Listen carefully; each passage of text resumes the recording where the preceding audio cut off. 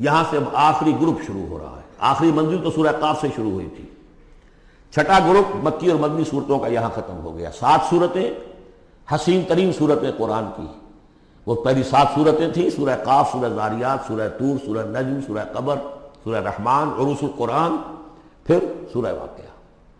پھر یہ 10 صورتیں آ گئیں: سورہ حدید، سورہ مجادلہ، سورہ حشر، سورہ ممتحنہ، سورہ صف، سورہ جمعہ، سورہ منافقون، سورہ تغابن، سورہ طلاق، سورہ تحریم. اب پھر یہ مکی قرآن مجید، یہ آخری گروپ ہے. اس میں بھی پہلی 6 صورتیں جو ہیں وہ 3 کے سب گروپس کی شکل میں ہیں. سورہ ملک بڑی، جیسے سورہ قاف وہاں تھی اسی مقام پر یہاں سورہ ملک ہے. بہت جامع اس کی تاثیر، اور یہ بہت حضور کو عزیز تھی. آپ کی یہ معمولات میں سے تھا، رات کو سوتے ہوئے آپ سورہ ملک پڑھا کرتے تھے، اور اس کی آپ نے تلقین کی ہے. بسم اللہ الرحمن الرحیم. تبارک الذی بیدہ الملک وہو علی کل شیء قدیر. بڑی بابرکت ہے وہ ہستی جس کے ہاتھ میں ہے بادشاہی، راج اس کا ہے. یہ ہے دین کا سیاسی پہلو. پوری کائنات پر اس کا راج چل رہا ہے. دنیا میں بغاوت ہے. کیوں ہے؟ وہ اپنے ایمان کے دعوے داروں کا امتحان لینا چاہتا ہے بس. ورنہ سورج، چاند، گیلیکسیز، پوری کائنات اور خود ہمارے جسم کا ایک ایک ذرہ اس کے قانون کا پابند ہے، تابع ہے. ہمارا جسم ہمارے اختیار میں کہاں ہے؟ میں تنگ آ جاتا ہوں، 2 دن ہوتے ہیں یہاں سے تو طبیعت خراب ہو جاتی ہے، جب تک کہ میں وقت لگتا ہے کینچی لے کر بیٹھتا ہوں. اگر میں چاہوں کہ یہاں بال نہ آئے، میرا جسم ہے، میرا تو اختیار نہیں، وہ تو آئیں گے. تو ہمارا جسم بھی جہاں تک اس کی فزیولوجی کا تعلق ہے، اس کے اناٹومی کا تعلق ہے، یہ سارا اللہ کے قانون کے تابع، میرے تابع تو نہیں. میں چاہوں میرا دل ذرا رک جائے، جب چاہوں میں اس کو سٹارٹ کر دوں تو یہ تو نہیں ہوگا. جب بند ہوگا بند ہو جائے گا، میرے اختیار میں نہیں. لیکن یہ کہ جو ہماری اختیاری زندگی ہے اس میں ہم نے طے کر لیا ہے کہ اللہ کی نہیں مانیں گے، اپنی مانیں گے، اپنی مانیں گے، اپنی بیویوں کی مانیں گے، اور جو بھی نظام ہے اس کے ساتھ وفاداری کریں گے، چاکری کریں گے، ان کی ملازمت کریں گے، ان کے رتھوں کے اندر ہم بیل بن کر جتیں گے تاکہ ہمیں عیش ملے، دنیا کے اندر ہمارے لیے مقامات ہوں، ہماری عیش. بس اللہ خیر صلی اللہ. تو یہ ہے اصل میں امتحان. ورنہ بادشاہی یہاں اب بھی اسی کی ہے. یہ صرف ہلدی کی گانٹھ ہے جسے لے کر ہم پنساری بن کر بیٹھ گئے.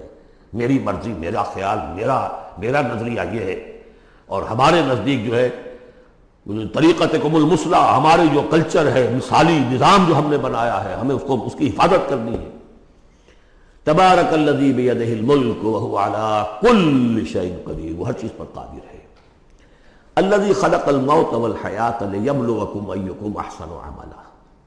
اب دیکھیے ہم نے حیات انسانی کا جو اب تک سمجھا ہے، جس کو کہ عمر نے، جو کہ بہت بڑا شاعر ہے، اس نے اپنی بیوی سے خطاب کر کے کہا ہے: حیات ثم موت ثم بعث حدیث و خرافات یا ام عمری. یہ کیا ہے؟ زندگی پھر موت پھر زندگی، یہ کیا؟ یہ سب حدیث و خرافات معاذ اللہ. ہم نے بھی دیکھا پہلے کنتم امواتا فاحیاکم ثم یمیتکم ثم یحییکم ثم الیہ ترجعون. یہ وقفے کیوں ڈالے گئے؟ یہ موت کا وقفہ کیوں ڈال کر زندگی کا ایک حصہ نکال دیا علیحدہ؟ 30 40 50 60 سال یہ دنیا کی زندگی، پھر موت کا وقفہ. موت ایک زندگی کا وقفہ ہے، یعنی آگے بڑھیں گے دم لے کر. کیوں؟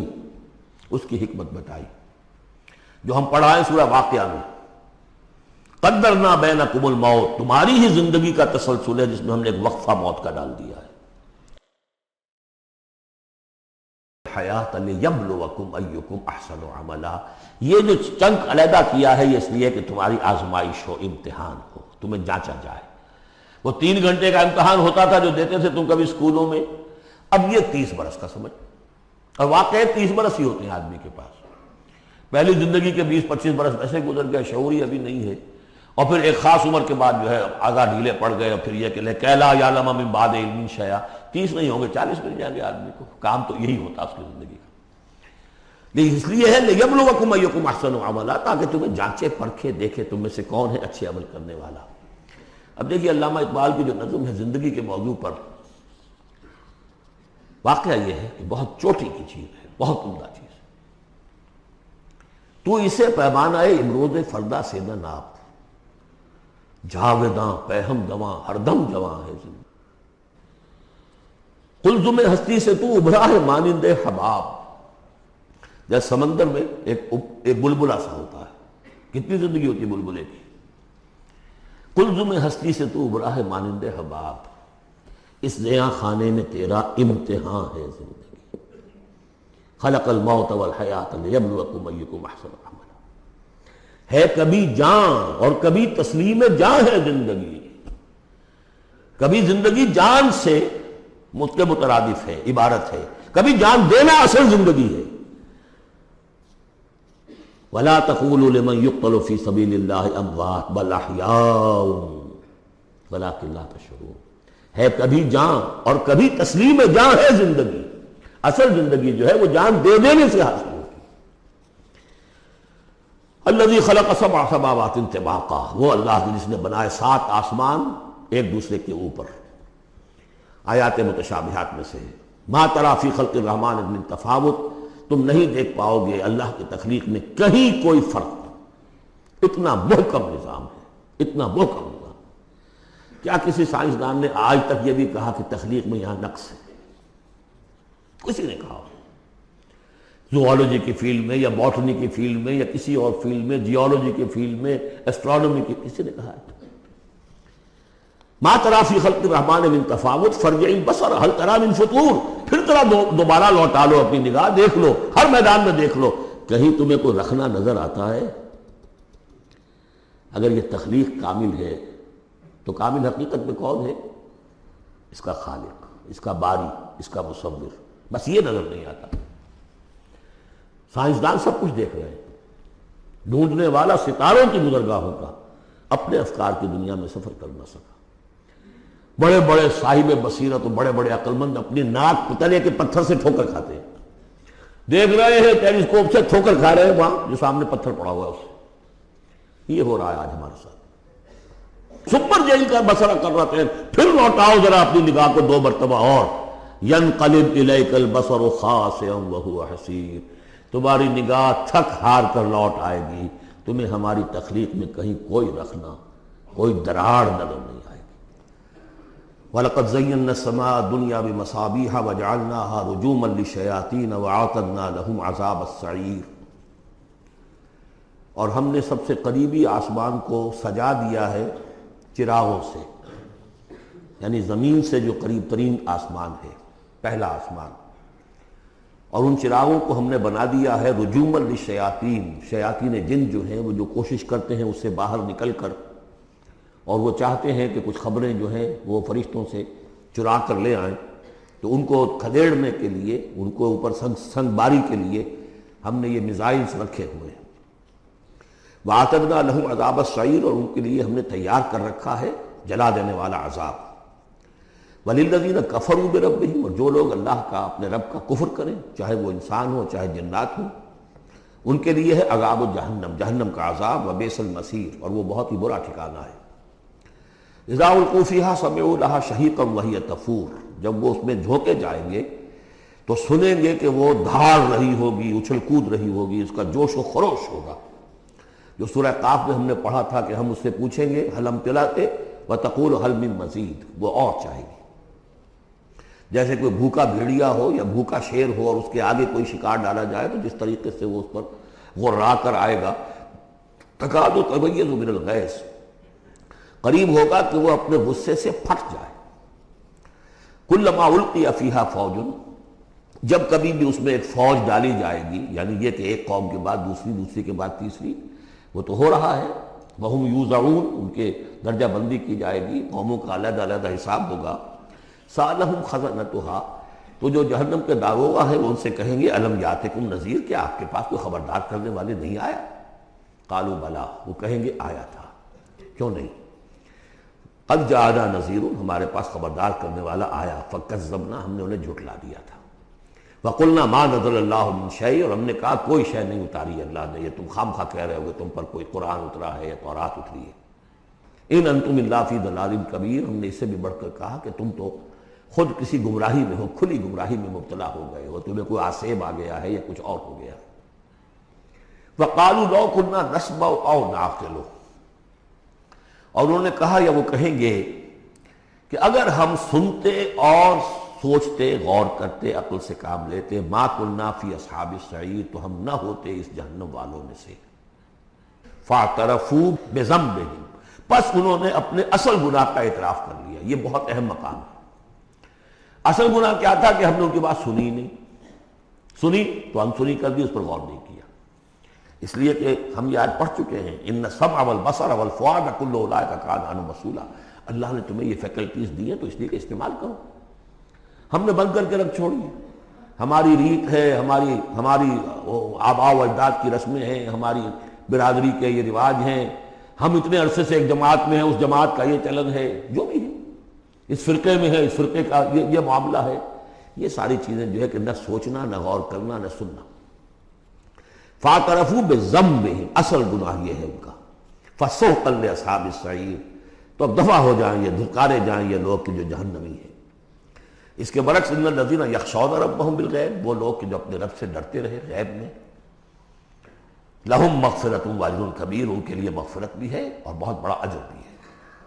واسروا قولکم او اجہروا بہ، اور دیکھو چاہے تم اپنے قول کو چھپا کر بیان کرو یا بلند آوازی سے بیان کرو۔ انہ علیم بذات الصدور، وہ تو اس سے بھی واقف ہے جو تمہارے سینوں کے اندر مضمر ہے اور پنہاں ہے۔ الا یعلم من خلق، بڑی اہم آیت ہے یہ وہ حصے ہیں قرآن کے یہ کہ جن کو اس طریقے سے ازبر ہونا چاہیے اگر بات کرنا چاہتے ہیں، آپ دین کی وہ خدمت کرنا چاہتے ہیں۔ کیا وہی نہ جانے گا جس نے پیدا کیا؟ ایک ایسی بات ہے کہ جس کا کوئی انکار کر ہی نہیں سکتا۔ گھڑی بنانے والے کو تو معلوم ہے میں نے اس میں کیا کیا پرزے رکھے ہوئے، مجھے نہیں معلوم، میں اس کا استعمال تو کر رہا ہوں، مجھے بتا دیا یہ بٹن دبا دیں یہ آن ہو جائے گا، لیکن یہ کہ جس نے بنایا ہے کیا اس سے چھپی ہوئی کوئی چیز ہے؟ الا یعلم من خلق وهو اللطیف الخبیر، اور وہ تو بہت باریک بین ہے، ہر شے کی خبر رکھتا ہے۔ هو الذی جعل لکم الارض ذلولا، اسی نے تمہارے لیے زمین کو بنا دیا ہے پست، تابع حکم، تمہارے قدموں میں بچھی ہوئی ہے غریب، جتنا چاہتے ہو اس کو تو رونگتے ہو، پامال کرتے ہو۔ فامشوا فی مناکبہا، چلو پھرو اس کے کندھوں کے مابین، گویا کہ یہ بھی کوئی بہت بڑا ہاتھی ہو، اس کے کندھوں کے مابین اتنی جگہ ہے، چل پھر رہے ہیں۔ جیسے چیونٹی کسی ہاتھی کے کندھوں کے درمیان چل رہی ہو تو وہ تو سمجھتی ہوگی کہ فٹ بال کا میچ کھیلنے کی جگہ مجھے مل گئی ہے۔ تو یہی حال ہمارا ہے، ہم جسے بہت وسیع سمجھتے ہیں کیا وہ کچھ بھی نہیں۔ فامشوا فی مناکبہا وکلوا من رزقہ، اور اسی کے رزق میں سے کھاؤ پیو، اسی زمین میں سے تمہارا رزق بھی برآمد ہو جائے گا۔ وإلیہ النشور، یہ یاد رکھو کہ پھر اللہ ہی کی طرف اٹھ جانا ہے، جی اٹھنا ہے۔ آمنتم من فی السماء ان یخسف بکم الارض فاذا ہی تمور، کیا تمہیں کوئی خوف نہیں رہا؟ بالکل تم نچنت ہو گئے ہو اس آسمان والے سے جو آسمان میں ہے کہ وہ کہیں تمہیں زمین میں خسف نہ کر دے، دھسا نہ دے، فاذا ہی تمور، جبکہ وہ لرزے، زلزلہ آئے، شق ہو جائے اور تم چلے جاؤ۔ ام امنتم من فی السماء ان یرسل علیکم حاصبا، کیا تمہیں کوئی ڈر نہیں رہا کہ اللہ تعالیٰ جو ہے وہ آسمان والا تم پر بھیج دے کوئی ایسا جھکڑ تیز آندھی جس میں پتھر چلے آ رہے جو بلٹس کا کام کرے اور میزائلز کا کام کرے۔ فَسَتَعْلَمُونَ كَيْفَ النَّذِيرُ، پھر تمہیں معلوم ہو جائے گا کہ میرا خبردار کرنا کیسا تھا، کیا اس کا نتیجہ تھا۔ وَلَقَدْ كَذَّبَ الَّذِينَ مِن قَبْلِهِمْ، اور یقیناً جو ان سے پہلے تھے انہوں نے بھی جھٹلایا تھا۔ فَكَيْفَ كَانَ النَّكِيرُ، تو کیسا ہوا میرا ان کو پکڑنا اور میرا عذاب۔ اَوَلَمْ يَرَوْا إِلَى الطَّيْرِ فَوْقَهُمْ، کیا یہ دیکھتے نہیں پرندوں کو جو ان کے اوپر ہے؟ صافات ویقبضن، کبھی انہوں نے اپنے پر پھیلائے ہوتے ہیں، کبھی ان کو سکیڑ لیتے ہیں۔ ما یمسکہن الا الرحمن، نہیں روکے ہوئے انہیں اس فضا کے اندر مگر رحمان۔ انہ بکل شیء بصیر، یقیناً وہ ہر چیز کو دیکھ رہا ہے۔ یعنی جو قانون طبیعی ہے جس کے تحت وہ چل رہا ہے وہ تو اللہ کا بنایا ہوا ہے۔ امن ھذا الذی ھو جند لکم ینصرکم من دون الرحمن، بھلا وہ کون ہے جو تمہارا لشکر بن جائے اور تمہاری مدد کرے رحمان کے مقابلے میں؟ ان الکافرون الا فی غرور، نہیں ہے یہ کافر مگر دھوکے میں آ گئے، بہکاوے میں آ گئے۔ امن ھذا الذی یرزقکم من امسک رزقا، پھر بھلا کون ہے وہ جو تمہیں رزق دے سکے اگر اللہ اپنے رزق کے خزانوں کو روک لے؟ بل لجوا فی عتو ونفور، نہیں یہ لوگ اپنی شرارت میں اور نفرت میں بہت آگے بڑھ گئے۔ افمن یمشی مکبا، یہ آیت بہت اہم ہے حکمت قرآن کے اعتبار سے، فلسفے کے اعتبار سے۔ افمن یمشی مکبا علی وجہہ اہدی امن یمشی سویا علی صراط مستقیم، دو انسانوں کا تصور کرو، ایک شخص وہ ہے کہ جو اوندھے منہ پیٹ کے بل گھسٹ رہا ہے، ایک وہ جو سیدھا کھڑا ہے، سیدھے راستے پر چل رہا ہے۔ کون ہوگا زیادہ ہدایت پر؟ اس میں نقشہ کھینچ دیا گیا ہے، جو لوگ حیوانی سطح پر زندگی بسر کر رہے ہیں صرف انسٹنکٹس کی وجہ سے زندہ ہے، پیٹ معاشی جدوجہد اسی کے لیے زندہ ہے، گھسٹ رہے اسی میں، وہ اس اوندھے پڑے وہ انسان کے معنی نہیں جنہیں آگے کا کچھ پتہ نہیں، آگے کہاں جانا ہے، وہ تو ان کے انسٹنکٹس انہیں چلا رہے ہیں، بالکل اینیمل لیول کے اوپر زندگی گزار رہے ہیں، اوندھے منہ، انہیں کیا نظر آئے گا راستہ کون سا ہے، کدھر جانا ہے؟ ایک شخص کھڑا ہے سیدھا، اپنی منزل اس نے معین کر لی ہے۔ یہ بالکل وہی فلسفہ ہے جو سورہ حج میں آ چکا ہے۔ انسان حقیقت میں وہی انسان ہے جس نے اپنا کوئی آدرش، کوئی نصب العین، کوئی مقصد، کوئی آئیڈیل زندگی میں بغیر کسی نصب العین کی زندگی گزار رہا ہے۔ ہی از این اینیمل، اولئک کالانعام بل ھم اضل۔ حیوانات جو ہیں یہ چوپائے، ان کی زندگی کا کوئی مقصد نہیں ہے، وہ تو اللہ نے ہمارے کام کے لیے پیدا کر دی، آپ ان کاٹوں گوشت کھائیں اور ان کی چڑوں سے جوتیاں بنائیں اور جی رہے وہ خالص انسٹنکٹس کے اوپر، ان کی جبلتیں ہیں، صرف جبلت کے تحت ہیں۔ انسان صرف حیوان نہیں ہے، اس میں کچھ اور ہے، اور اس کے لیے کوئی آئیڈیل۔ ضعف الطالب والمطلوب، جتنا اونچا آئیڈیل ہوگا اتنا ہی اونچا انسان جائے گا، لیکن جس کا کوئی سرے سے آئیڈیل نہیں وہ نرا حیوان ہے۔ آخر چوپائے بھی تو اسی طرح چلتے ہیں نا۔ افمن یمشی مکبا علی وجہہ اہدی امن یمشی سویا علی صراط مستقیم، سیدھا راستہ اور اس کی منزل معین ہے، مجھے ادھر جانا ہے۔ دنیا میں ہماری منزل اقامت دین، حقیقت میں زندگی کی منزل آخرت، رضائے الہی کا حصول۔ قل هو الذی انشأکم وجعل لکم السمع والابصار والافئدہ، کہہ دیجئے وہی ہے جس نے تمہیں انشاء، اٹھانا، تمہیں بنایا، بڑھایا، وجعل لکم السمع والابصار والافئدہ، تمہیں کان دیے، آنکھیں